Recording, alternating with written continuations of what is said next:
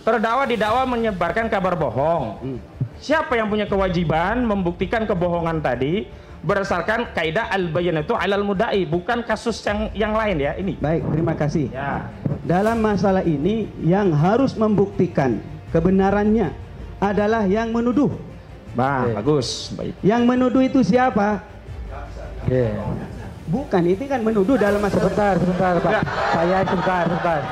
Sekali Sebentar lagi saja, ini. saya luruskan Pak Yai.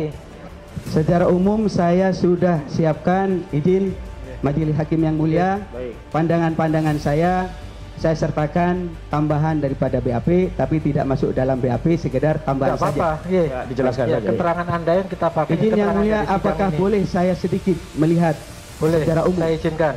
Oke. Saya izinkan ya. Karena saya melihat tadi penasihat hukum juga menyontek dari HP juga kan. Yang mana yang mulia? Tadi ayat tadi. Saya tidak menyetek dari HP. Saya ada tulisannya yang mulia. Ya iya Mas. Jadi jangan menuduh dalam persidangan ini. Oke.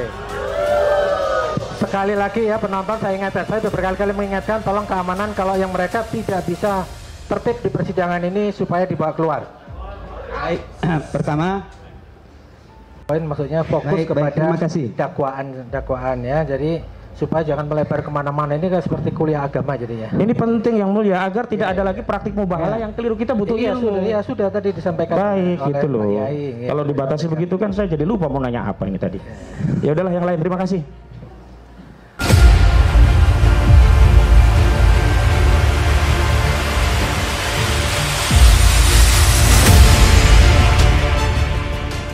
Baik, Pak Kiai, terima kasih. Saya sangat butuh nasihat dan mudah-mudahan nasihat Pak Kiai nanti bisa menerangkan perkara ini sebagaimana Allah SWT juga menyukai itu. Rasul pun menyatakan ad-dinu nasihatu lillahi wa li rasulihi wa li a'immatil mu'minina wa ammatihim, dan karena itu mudah-mudahan ini nasihat bisa menjadi terang bagi terdakwa, hakim, pengacara juga jaksa. Saudara ahli, saudara tadi mengatakan jika ada suatu khobar, saudara katakan harus klarifikasi, tabayun istilah Al-Quran. Dan tadi sudah disebut juga, ya ayyuhalladzina amanu in ja'akum fasikum binabai fatabayanu. Dalam konteks ada orang yang menyatakan ijazah itu palsu dan dia membuat buku untuk membuktikan ijazahnya. Bahkan dia menggunakan takkid dengan mubahalah. Sampailah kabar itu kepada saudara. Dalam hal ini kasus mubahalah ini, apakah saudara sudah melakukan tabayun kepada terdakwa Bambang Trimulyono atau Gus Nur? baik, saya kapasitasnya tidak ingin mengatakan benar atau tidak sah. Bukan tidak pertanyaannya apakah sudah tabayun atau belum kepada terdakwa ini? benar. Saya tidak pernah ketemu. Pertanyaan saya, sudah pernah tabayun atau belum? Belum. Nah, baik, saya lanjut. Karena saudara katakan inja'akum fasikum binabain fatabayan. Itu titiknya. Penonton tenang. Saya lanjutkan ya. Saudara ahli, saudara katakan kaidah fikih, kaidah syarah menyatakan al-bayyinatu 'alal mudda'i wal yamin 'ala man ankara. Ala man ankara. Siapa yang mengingkari begitu. Pertanyaan saya, jika ada suatu kasus orang menuduh kabar bohong, orang menuduh penistaan agama, orang menuduh mengedarkan kebencian dan permusuhan berdasarkan sara, siapa yang harus membuktikan? Apakah orang yang dituduh atau orang yang menuduh pidana sara? Saya fokus yang mulia ya. Kepada kasus, kepada beliau. Bukan pertanyaan saya. Kalau tidak bisa jawab, jawab saja. Tidak bisa menjawab. Saya fokus kepada pertanyaan saya tidak menjawab ini. Monggo Ada dijawab kasus saja. lain. Tolong pengacara dipahami, saksi menjawab sesuai keahliannya. Baik, ini keahlian beliau katakan. Kewajiban membuktikan itu bagi orang yang mendakwa, orang yang menuduh. Nah, saya tanya kasus lain, tidak kasus terdakwa. Orang dituduh melakukan penistaan agama. baik. Orang dituduh mengedarkan kabar bohong. Orang dituduh mengedarkan kebencian, permusuhan berdasarkan sara, suku, agama, ras, dan antar golongan. Dan masuk perkara. Siapa yang punya kewajiban al-bayyinah dalam kasus? Apakah terdakwa atau jaksa yang menuntut? Kasus siapa itu? Maksudnya bukan kasus ini. Bukan kasus ini, ada orang. Saudara kan katakan, kalau ada orang menuduh harus membuktikan, mendakwa harus membuktikan. Nah ini kalau ada kasus orang itu didakwa. Siapa yang didakwa? Saya tidak mau spesifik. Kan sebutan. Pak Bang Egy bagus. Sebut ini. Tidak, saya tidak mau mengadili karena pendapat Anda itu hanya pertimbangan. Nanti yang menerapkan keterangan saudara ada hakim. Baik, karena Bang Egy barusan Saya ngomong. pendapat. Enggak, saya yang bertanya, bukan baik. Bang Egy. Ya. Ini kaitannya dengan kaidah al-bayyinatu 'alal mudda'i wal yamin 'ala man ankara. Silakan. Hakim yang mulia, Saya saya berbicara di tempat ini berdasarkan BAP. Dan yang ditanyakan adalah kasus Pak Bambang Tri sama Gus Nur. Kalau dalam masalah ini saya jawab, saya tidak akan menjawab karena tidak tahu persoalan sebenarnya seperti apa. Baik, saya spesifikkan sekarang. Terdakwa ini didakwa, dituduh mengedarkan kabar bohong. Lalu masuk perkaranya. Siapa yang punya kewajiban membuktikan dengan kaidah al-bayyinatu 'alal mudda'i tadi? Jaksa atau terdakwa yang harus membuktikan? Karena beliau ini yang bersumpah, menuduh. Bukan, dakwaannya beliau bersumpah. Pertanyaan saya, dengarkan Saudara Ali. Ada dakwaan. Terdakwa didakwa menyebarkan kabar bohong. Siapa yang punya kewajiban membuktikan kebohongan tadi berdasarkan kaidah al-bayyinatu 'alal mudda'i, bukan kasus yang lain ya, ini. Baik, terima kasih. Ya. Dalam masalah ini yang harus membuktikan kebenarannya adalah yang menuduh. Bagus, baik. Yang menuduh itu siapa? Bukan, itu kan menuduh dalam masalah. Sebentar Pak. Pak Yai sebentar.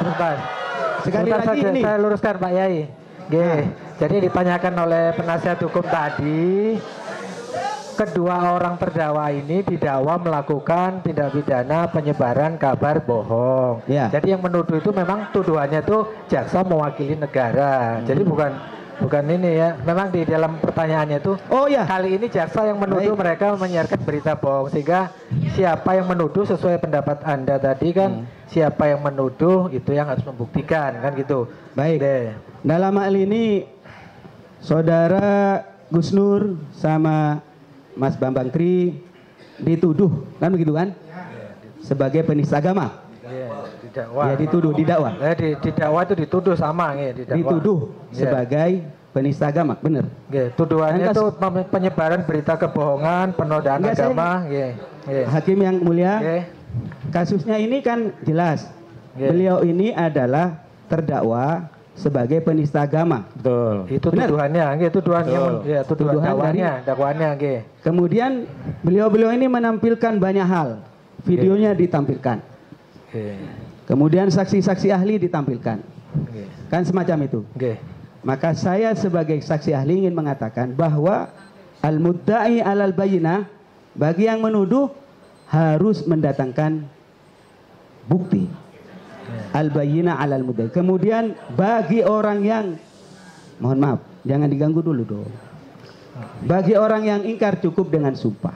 Baik. Maka dalam hal ini tidak akan berubah saya menyampaikan ini karena kaidah agama. Demikian. Silakan.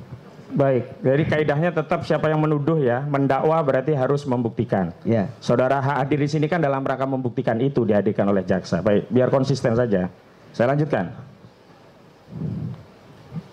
Kita awali dari status saudara biar nanti tidak menjadi obskur. Apakah status saudara itu atas pribadi atau yang lainnya. Pertama saudara sebutkan sebagai dari Aswaja Center NU. Benar kan tadi? Benar. Pertanyaan saya, apakah itu organ struktural dari Nahdlatul Ulama? Bagian daripada Nahdlatul Ulama. Organ struktural Nahdlatul Ulama? Bagian daripada Nahdlatul Ulama. Saya tidak struktural. pertegas. Tidak struktural. Baik, begitu jawab. Berarti tidak struktural. Apakah dia bagian dari Badan Otonom Nahdlatul Ulama? Bukan otonom, tapi sudah diputuskan di dalam muktamar sebagai lembaga. Baik, saya pertanyakan. Badan otonom bukan? Jawab sesuai pertanyaan dulu. Lembaga dari Nahdlatul Ulama. Pertanyaan saya. Badan Banom bukan itu loh. Bukan. Nah, sudah gitu. Saya lanjutkan. Sekali lagi kami ingatkan ya. Sekarang selanjutnya, saudara tadi sebagai Wakil Ketua Komisi Fatwa MUI DKI dan sebagai Jakarta juga wakil sekretaris kalau nggak salah tadi ya di ketua. Pertanyaan saya, saudara hadir di sini mewakili MUI atau pribadi? Saya mewakili saksi ahli, tidak mewakili institusi. Oh, baik, pribadi ya berarti ya. Kemudian saya lanjutkan. Saudara juga tadi dari santri Cidogiri. Ya. Apakah pendapat, pandangan, dan apa yang saudara uraikan tadi mewakili pandangan, pendapat Cidogiri atau pribadi saudara? Tidak mewakili pesantren. Baik, saya lanjutkan. Saudara juga STNU tadi, apakah pandangan, pendapat, dan keahlian yang saudara terangkan dalam persidangan yang terbuka untuk umum ini merupakan pendapat, pandangan dari keahlian saudara mewakili STNU? Tidak. Tidak, baik. Saya lanjutkan. Saudara katakan tadi mengajak anak istri itu kan hanya dalam rangka takyidul yamin, memperkuat takkid tentang mubahalah itu. Apa itu menjadi syarat mutlak atau hanya syarat afdoliyah dalam mubahalah? Syarat afdoliyah. Syarat afdoliyah. Baik. Saudara juga katakan tadi yang lebih utama adalah masalah ad-din, akidah dan agama. Apa itu syarat mutlak atau syarat afdoliyah? Yang maksudnya di mana? Apakah harus itu, di luar itu tidak boleh? Boleh, tapi dihindari. Boleh ya, tapi lebih afdol kalau dihindari. Betul kan? Artinya kalau orang mengambil itu kan apakah hukumnya mubah atau haram? Boleh saja. Boleh, mubah ya, berarti mubah ini terdakwa. Saya lanjutkan. Saudara ahli, saya awali dari takrif ya, biar kita nanti bisa mempersepsikan kasus ini secara deskriptif kepada unsur-unsur pidananya. Saya awali dari takrif. Tadi saudara masih menjelaskan secara aspek bahasa lughawi gitu. Tolong dijelaskan takrif mubahalah secara istilahiyah atau secara syarak, monggo. Baik. Mubahalah itu adalah sebuah praktek sumpah yang dilakukan oleh dua orang. Setelah salah satunya masing-masingnya masing-masing dari kedua pihak membuktikan kebenarannya dan salah satunya mau diajak mubahalah, maka itulah mubahalah. Saya lanjutkan. Dalam membuat ta'rif atau definisi itu ada dua unsur penting yang harus kita pertimbangkan. Yang pertama aspek jami'an, yakni apa yang ditakrif atau didefinisikan harus meliputi segala hal yang berkaitan dengan takrif tadi.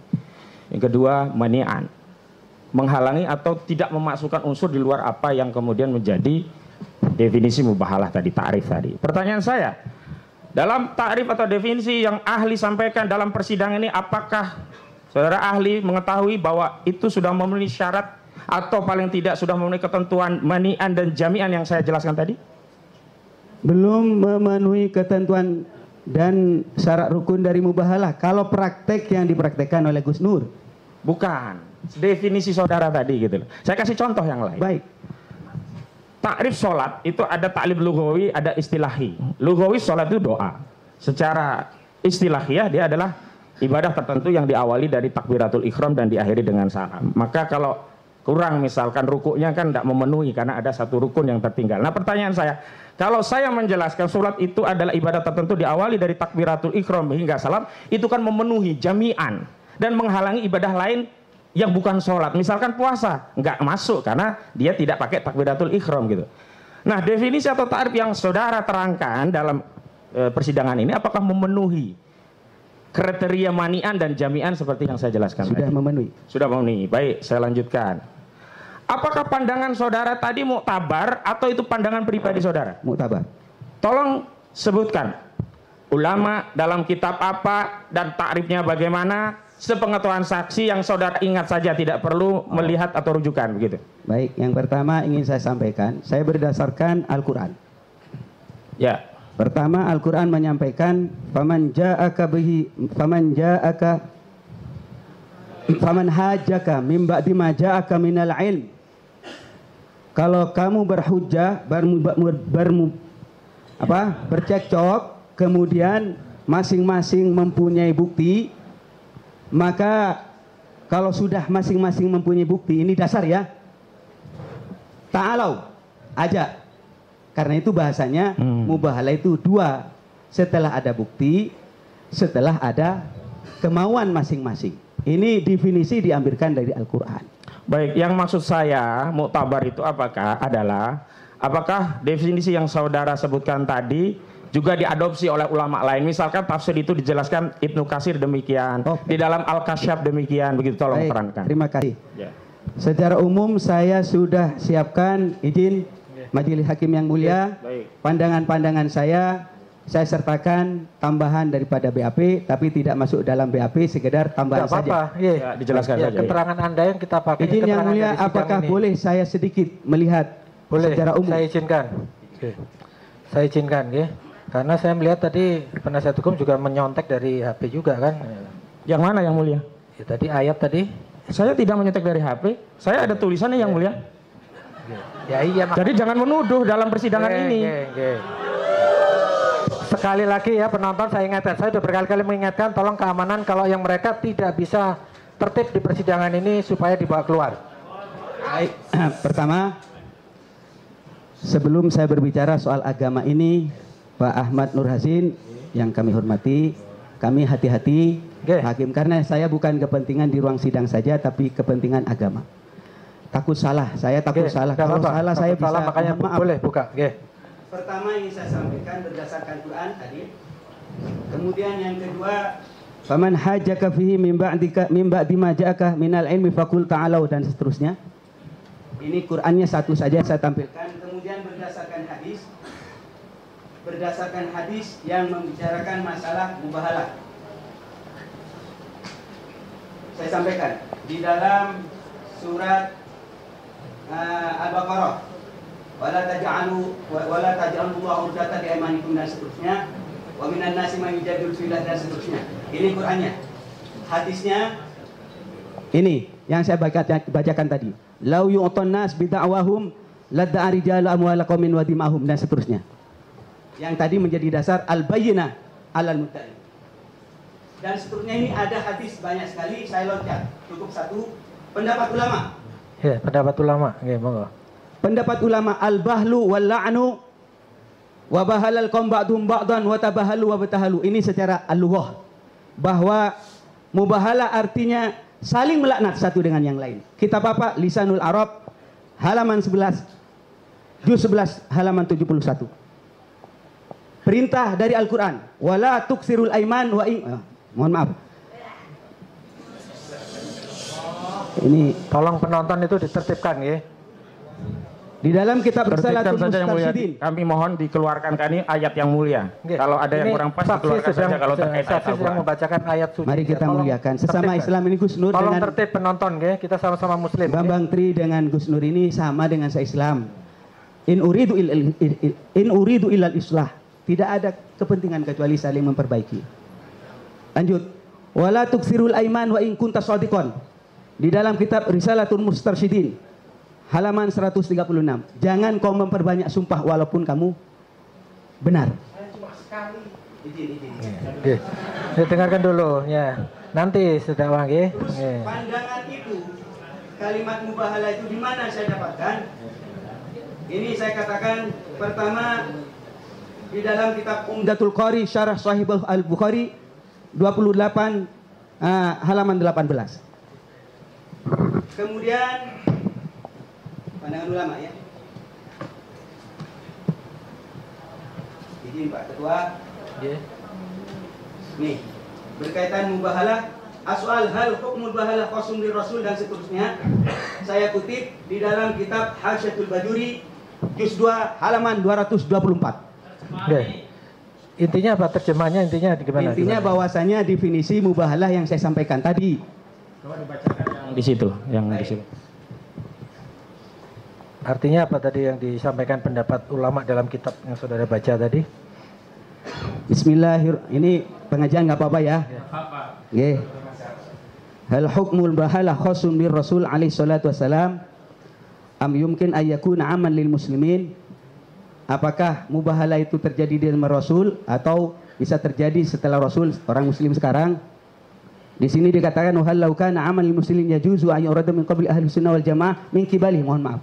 Alal farqid dhalla hal minal mu'aqid hudus ayatun tarulakul law ujirat al mubahalah. Ini ada fatwa, alhamdulillah dan seterusnya. Ini definisi mubahalah. Fal mubahalah wa hiya du'a bil latnah alal kadhib minal mutabahilina. Laisat khasun bin Nabi sallallahu alaihi wasallam Wa dalil ala dzalika anna katsiran minas sahabah dan seterusnya. Artinya mubahalah pernah terjadi di zaman Sayyidina Rasulullah dan juga pernah terjadi di zaman sahabat. Terus sampai kepada kalimat ba'da iqamatil hujjah. Setelah hujjah disampaikan masing-masing. Nggih. Sabar. Sabar. Kan saya cuma baca kitab. Sabar dulu, nanti ada giliran. Ba'da iqamatil hujjah, setelah mendatangkan hujjah. Wa sa'i fi izalati syubhat, dan usaha untuk menghilangkan syubhat. Ada usaha upaya. Nggih. Wa taqdibun nasi wal indhar, mendahulukan nasihat, memberi peringatan dan seterusnya. Walaysa minad daruri zuhuru ayatin tadullu ala kadhul, tidak menunjukkan misalnya Gus Nur pada orang yang Probolinggo, okay? Tidak menunjukkan bahwasanya kalau ada orang meninggal, oh harus ada yang meninggal, harus ada yang hancur. Tidak harus. Ini saya ngomong. Ini saya menjelaskan berkaitan dengan izin poin-poin mubahalah yang disampaikan saya. Al-Fakir masih mengaji kemarin kepada para ulama di PBNU, walaupun saya katakan tidak mewakili PBNU, tidak mewakili MUI, tapi saya membuat forum namanya Allahumma shalli ala Sayyidina Muhammad wa ala ali Sayyidina Muhammad. Saya kemarin bersilaturahim dengan para kiai, para ulama untuk bertanya, takut saya datang ke sini ini menolong kemungkaran. Namanya Forum Bahsul Masail. Bahsul Masail yang dilaksanakan oleh Dewan Pengurus Pusat Aswaja Center. Datang 50 ulama, saya sebut satu-satunya, diantaranya Ketua Lembaga Bahsul Masail Nahdlatul Ulama, Ketua, Sekretaris, Wakil Sekretaris, Sekretaris Majelis Ulama Komisi Fatwa DKI, ada juga Wakil Sekretaris Komisi Fatwa MUI Pusat 2 orang, dan banyak lagi dari yang lain, dari ormas yang lain. Tujuannya satu, Pak Ahmad Hosinuddin, tahu. Saya khawatir apa yang disampaikan di sini berangkat dari kepentingan hawa nafsu saya. Malah dalam forum itu saya tanya Gus Nur, kalau memang Gus Nur itu benar, ayo kita katakan benar. Kalau Gus Nur salah, ayo katakan salah. Saya tanya, praktek yang dipraktekkan itu seperti ini, saya tampilkan Gus Nur. Untuk ini diskusi ya. Saya tampilkan, apakah ini benar secara syariat? Dikatakan tidak benar, dan keputusannya nanti saya sampaikan kepada hakim sebagai tambahan. Maka dalam hal ini mohon izin kalau keterbatasan memori saya, tetapi semua sudah tercatat di sini. Demikian Pak Ustadz Ahmad Hosinuddin. Matur suwun Pak Kiai, saya lanjutkan. Setelah ta'rif saya masuk kepada syarat dan rukun. Karena ibadah kita itu dalam akad-akad ibadah tentu harus memenuhi keduanya. Baik. Tolong dijelaskan apa ta'rif dari syarat. Saya tidak akan menjelaskan di tempat ini. Saya tidak bisa menjelaskan di depan. Tidak mau menjawab, tidak menjelaskan? Tidak mau menjelaskan. Baik. Kalau pemahaman syarat itu segala hal yang harus dipenuhi sebelum terjadinya akad, itu syarat. Yang kedua, apa yang dimaksud dengan rukun? Saya tidak menjawab itu. Baik, kalau menurut saya mau ingin menjelaskan, rukun itu adalah sesuatu yang harus hadir dalam sebuah akad. Misalkan sholat, takbiratul ihram itu rukun, ruku itu rukun, salam itu rukun. Kalau kurang, berarti tidak terpenuhi rukun. Sementara kalau bersuci itu syarat, sebelum sholat syaratnya gitu. Nah, dalam kasus ini, apa yang dilanggar dari, ya katakanlah tadi saudara sudah menyatakan itu ada yang dilanggar begitu. Itu masuk kategori rukun atau syarat yang kemudian dilanggar? Saya sampaikan bahwa pelanggaran yang dilakukan dalam praktek mubahalah itu adalah tidak adanya 2 orang. Terserah Anda menyebutkan apa itu. Ya, rukun itu. Tidak adanya 2 orang. Harusnya mubahalah 2 orang. Ya. Bukan panjenengan sendiri. Saya anggap paket ya, panjenengan sama Pak Bambang. Bukan 1 orang, tapi harus 2 orang. Saya lanjut. Kemudian yang kedua, saya ulangi lagi, mim ba'di ma ja'aka minal ilm. Maksudnya apa? Harus tahu, sadar bahwa punya kebenaran masing-masing. baru nanti diajak ta'alau. Ayo mubahalah. Saya lanjutkan. Tadi harus ada dua pihak. Dua pihak itu harus dalam satu majelis akad atau boleh mubahalah tidak dalam satu majelis akad? Sekali lagi harus persetujuan. Harus persetujuan. Ya, kalau sudah setuju misalnya, mubahalah itu kan harus dua pihak. Itu haruskah dalam satu majelis akad atau boleh terpisah atau boleh menggunakan sarana? Dalam hal ini tentu akan dikembalikan kepada hakim. Ini pandangan saya. Pandangan saudara. Pandangan saya. Ya. Misalkan kan ada juga akad nikah ijab kabul lewat HP itu sudah ada fatwa. Saya nikahi kamu gitu. Kemudian ada wali yang mengatakan si ini ya yang diijab kabul kuterima nikahnya. Tidak satu majelis akad tapi menggunakan sarana misalnya. Nah, dalam kasus mubahalah ini misalkan tidak satu majelis akad. Boleh tidak gitu. Tidak boleh karena ini kan mubahalah sepihak. Baik. Nah, itu yang saya tanya. Ya, lanjutkan. Sekarang saudara saksi, saudara ahli, dalam kasus mubahalah ini itu saya mau merujuk fatwa Majelis Ulama Indonesia tahun 2011 November kalau tidak salah saya baca. Itu ada banyak fatwa, ada fatwa tentang jihad dan khilafah ajaran Islam. Juga termasuk di dalamnya adalah ada syarat dan ketentuan tentang penodaan agama. Baik. Begitu. Tolong diterangkan apa itu syarat dan ketentuan penodaan agama yang saudara ketahui tidak berdasarkan fatwa itu. Kalau saudara tahu fatwa itu, monggo. Baik. Dawabit dan kriteria penodaan agama. Berdasarkan pengetahuan yang saya tahu, karena saya ada di dalam Majelis Ulama Indonesia, saya harus tahu. Dan ternyata tercatat di sini hakim ketua. Dawabit kriterianya. Kriteria dan batasan tindakan yang termasuk dalam kategori perbuatan penodaan dan penistaan agama Islam adalah perbuatan menghina, menghujat, melecehkan dan bentuk-bentuk perbuatan yang lain yang merendahkan. Merendahkan siapa?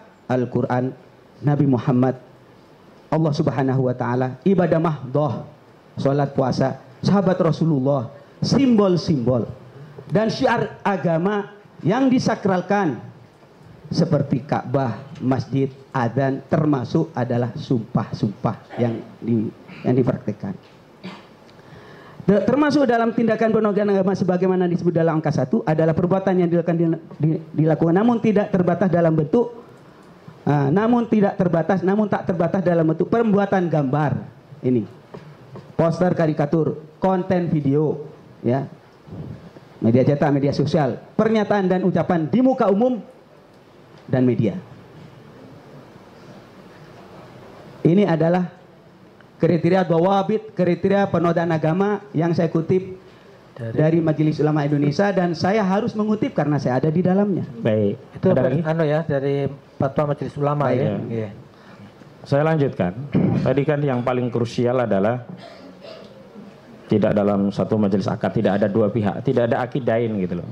Kalau ini pernikahan nggak ada ijab kabul, ini ijab sendirian. Baik, gitu. Iya, Pak Ustadz. Ya. Dalam konteks misalkan ini akad ijab kabul, apa implikasi dari akad? Kalau ada orang ijab tapi tidak ada kabul? Kalau ini saya langsung tidak. Ini akad dulu. Izin, saya tidak lari kemana-mana. Ini bisa menjawab nggak pertanyaan saya ini? Saya tidak akan menjawab. Tidak bisa menjawab atau tidak akan menjawab? Tidak akan menjawab soal ijab kabul selain kasus ini. Nah, nanti saya masuk ke situ. Kalau ini tidak mau menjawab. Baik, saya lanjutkan. Kalau di dalam sholat itu ada salah satu rukun tidak terpenuhi, apa implikasi hukumnya? Batal. Batal, baik. Seorang muslim sholat tidak terpenuhi rukunnya, batal. Apakah dia kemudian juga disebut sebagai penoda agama? Tidak otomatis. Persoalannya adalah lanjut. Ketika diumumkan, ya. Ketika di YouTube-kan, ya. Andaikan salah berdua, Gus, sholatnya salah. Ya. Hanya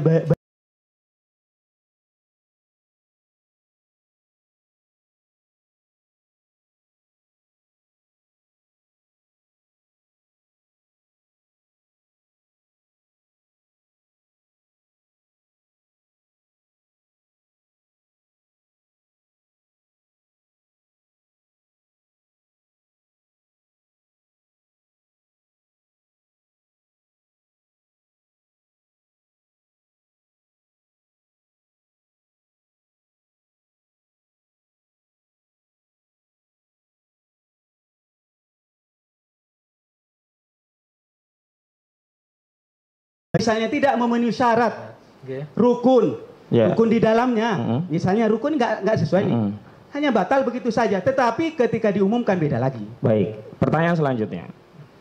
Ada orang bermubahalah dan sudah punya bukti, yakin, bahkan hakul yakin, dan kemudian dia siap dengan al-yamin, dengan bukti, tapi dia juga mau bermubahalah gitu.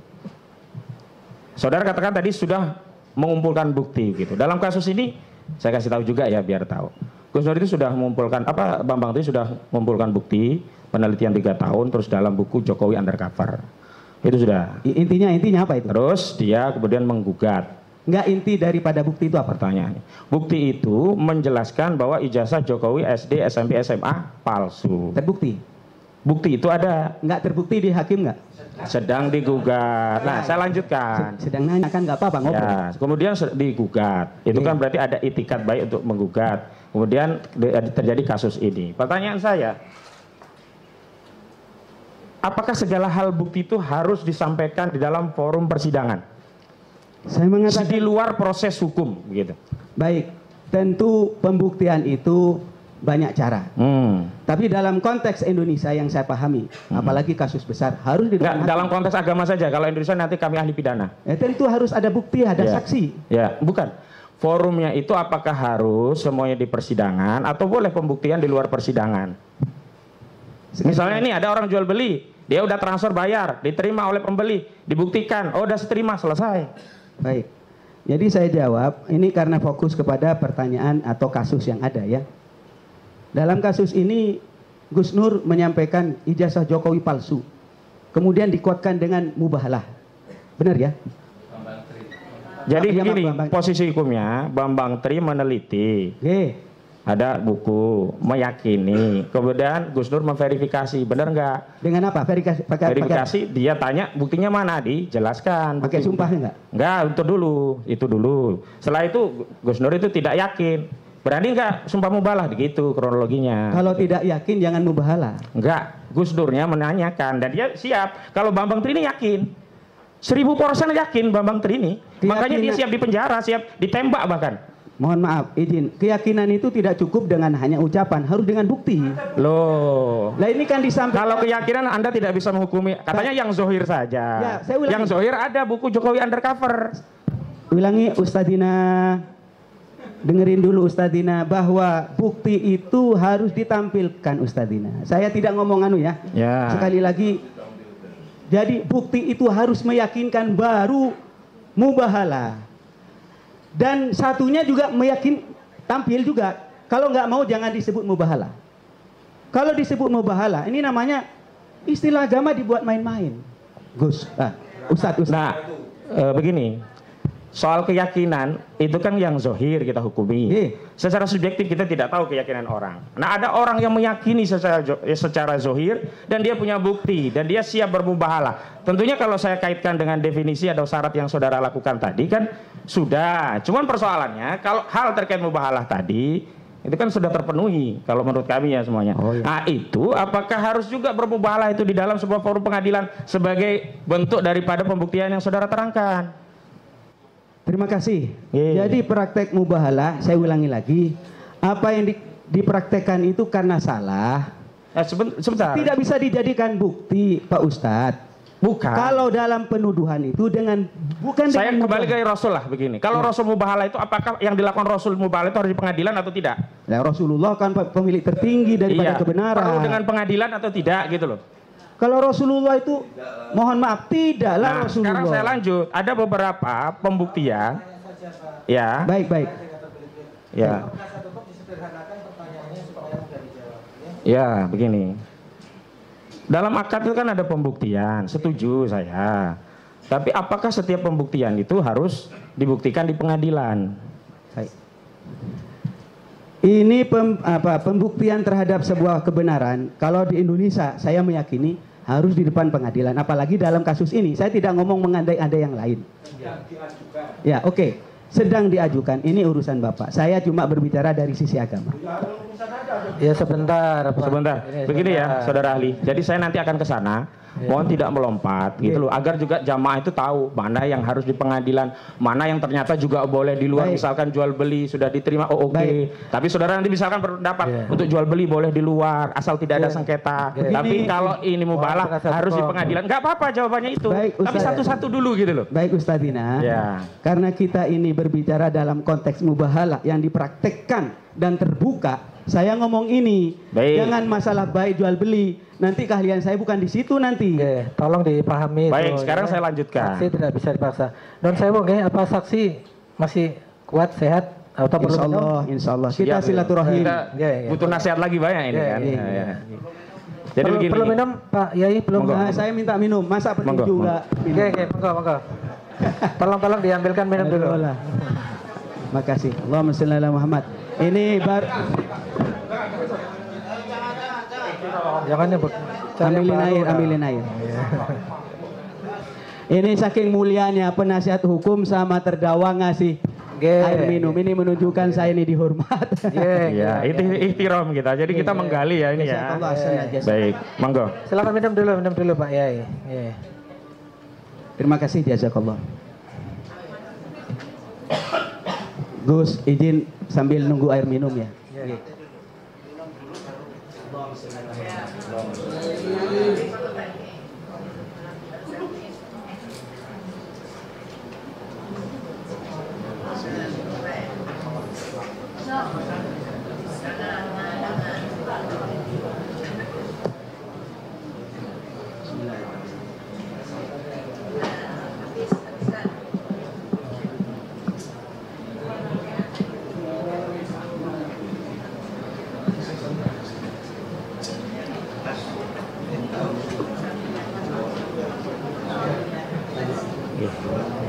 Silakan dilanjutkan penasihat hukum. Jazakallah.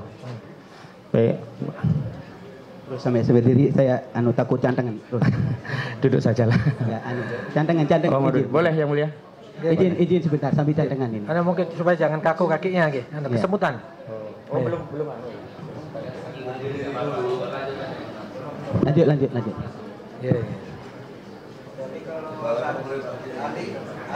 Kalau ada sesuatu disampaikan ya. Kalau ada keluhan sakit atau apa disampaikan. Baik. Makasih. Lanjut Mas Hasin.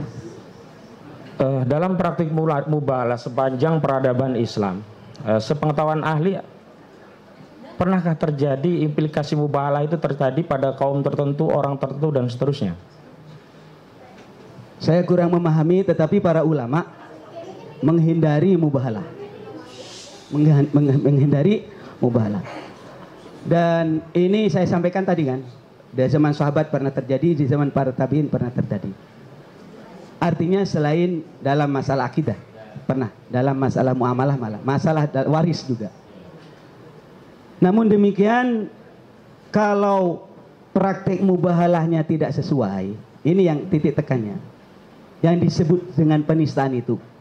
Saya harus menyampaikan kalau disengaja. Belum bertanya ke situ. Pertanyaan saya, dalam praktis sepanjang sejarah peradaban Islam dari Rasulullah, sahabat, tabiin, tabiin, para ulama sampai yang mutaakhirin begini gitu loh. Ada nggak kasus karena suatu kisah yang mubahalah dia terbukti keliru terus ada laknat, itu loh maksud saya, pertanyaan saya. Pernah nggak di memori atau pernah membaca di kitab apa begitu? Sesuai pengetahuan saksi. Pengetahuan saya terbatas di zaman Rasulullah saja.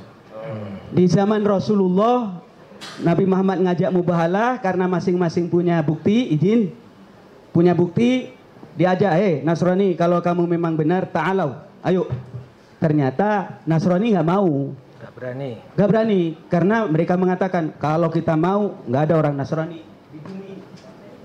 Saking apanya, saking ngerinya itu. Demikian. Yang lain, mohon maaf, literatur saya terbatas. Baik. Tapi di sini ada disampaikan. Baik. Saya lanjutkan. Dalam istimbatul hukmi atau menggali hukum, kalau dalam tata kelola perundangan itu kan kami ada urutan perundangan ya. Pasal 7 Undang-Undang Nomor 12 Tahun 2011 tentang pembentukan peraturan perundang-undangan. Ada Undang-Undang Dasar, Undang-Undang atau Perpu, TAP MPR, Undang-Undang atau Perpu, Perpres, Perda dari provinsi, kota dan kabupaten. Nah, dalam Islam hierarki sumber hukum untuk melakukan istinbat hukum itu apa saja? Tentu kami mengacu kepada pengetahuan saya Al-Quran, Al-Quran ya. Al-Hadis, kemudian Qawaidul Fikih, kemudian masuk kepada fikih, pandangan ulama. Ini urutan yang biasa kami pakai. Dan ini juga kami praktekkan dalam hasil Bahsul Masail nasional yang kami lakukan. Ini pertanyaan saya lagi, bagaimana pandangan ahli kalau ada yang mengambil satu al-masalih al-mursalah, kedua istihsan, dan ketiga sebagai diantara rujukan sumber hukum. Pandangan ahli bagaimana? Karena saya di Nahdlatul Ulama dan saya tidak akan keluar dari konsep itu. Nahdlatul Ulama dan saya di dalamnya tetap menggunakan Al-Quran, hadis, ijma, qiyas. 4 itu ya? Iya. Tapi kalau umpamanya diruntut, Al-Quran, hadis, qawaidul fikih, fikih. Kalau kita katakan di dalam konsep organisasinya itu yang pertama. Maka umpamanya yang lain dipakai, itu bukan tradisi kami. Al-uruf, al-istihsan, dan seterusnya. Tapi saudara mengetahui bahwa ada tradisi intelektual keulamaan yang juga menggunakan itu di mazhab yang lain mungkin begitu? Silakan, saya mengacu kepada ini. Bagaimana Anda ketahui? Enggak, saya bertanya, saudara mengetahui tidak bahwa ada ulama lain yang merujuk sumber hukum selain 4 tadi dengan tambahan al-masalih mursalah, istihsan, uruf begitu. Ini pertanyaan, bukan penjelasan. Silakan, kan hak orang kan. Ada kan, ya boleh ya. Oke, saya lanjutkan. Dalam konteks yang saudara saudara jelaskan tadi itu kan, kalau boleh ya, saya kualifikasikan sesuatu yang istihadiyah, tidak ijma, ada perbedaan pandangan ya. Nah, dalam hal yang istihadiyah tadi, apa yang kita harus lakukan agar satu mendapatkan kuatud dalil, ya argumentasi yang kuat, yang kedua bisa menghasilkan keputusan yang sorih, tegas, lebih kuat daripada yang lainnya. Atau kalau dalam istilah NU kan ada Bahsul Masail gitu kan, kalau di Muhammadiyah ada tarjih begitu. Silakan. Baik, izin yang mulia kami sampaikan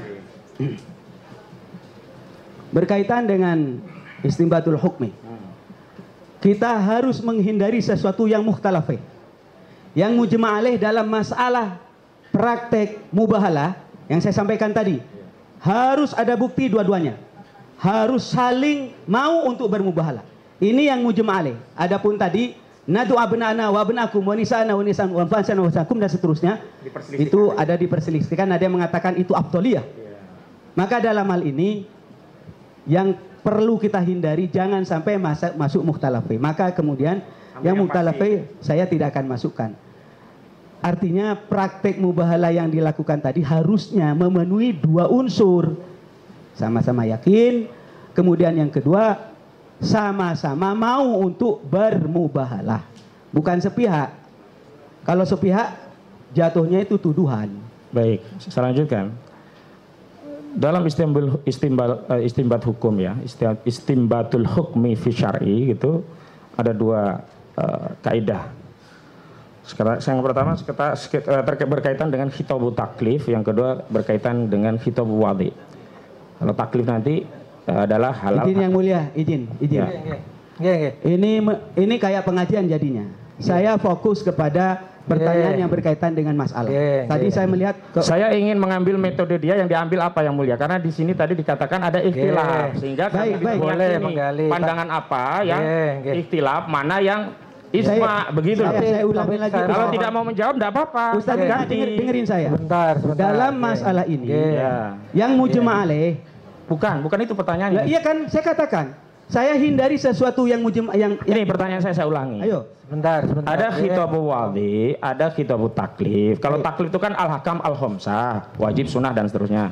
Kalau khitabu wadi itu terkait mani, syarat, batal, rukun, sah, buhat dan seterusnya. Nah, pertanyaan saya itu loh, mau ke pertanyaan. Sebenarnya pertanyaannya mudah, tapi saya kasih pengantar. Dalam konteks khitabu taklif, hukum mubahalah itu apa? Dalam konteks al-hakam al-khomsah. Boleh ya, mubah ya? Boleh. Nah, tapi dihindari ya. Nah, ya. Saya ingin gitu loh. Yang kedua, selain apa yang saudara jelaskan tadi, ini kan terkait khitabu wadi. Bagaimana menyempurnakan taklif mubahnya mubahalah. Maka ada syarat, rukun, sah, batal, ada mani misalkan penghalang. Nah, dalam kasus ini mubahalah itu, adakah mani bagi non muslim untuk melakukan mubahalah?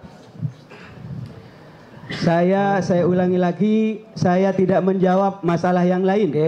Baik. Itu hak saksi ya. Tolong dipahami, penasihat hukum di KUHAP diatur ya, saksi tidak bisa dipaksa. Saya tidak memaksa yang mulia, kalau tidak apa-apa. Makanya dia itu hak saksi mau menjawab. Ya, jangan ditafsirkan dipaksa. Saya tidak memaksa kok. Saya mau ganti pertanyaan. Ya, cara bertanya saudara itu kan seolah-olah kan. Oh enggak, itu tafsir. Saya nanya biasa kok. Tolong juga saya ingatkan sekali lagi, tolong to the point, maksudnya fokus kepada dakwaan ya. Jadi supaya jangan melebar kemana-mana, ini kan seperti kuliah agama jadinya. Ini penting yang mulia agar tidak ada lagi praktik mubahalah yang keliru. Kita butuh ilmu. Sudah tadi disampaikan. Baik, gitu loh. Kalau dibatasi begitu kan saya jadi lupa mau nanya apa ini tadi. Ya udahlah, yang lain terima kasih.